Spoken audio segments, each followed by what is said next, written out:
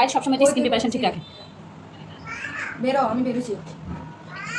আমি আমার ক্লাসে এখন এখানে নাই।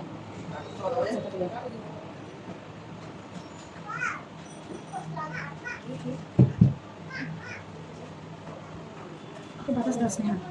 হ্যাঁ, একটু হালকা একটু ফাঁক রাখলে হবে, ওর গায়ে যেন বাতাসটা আসে।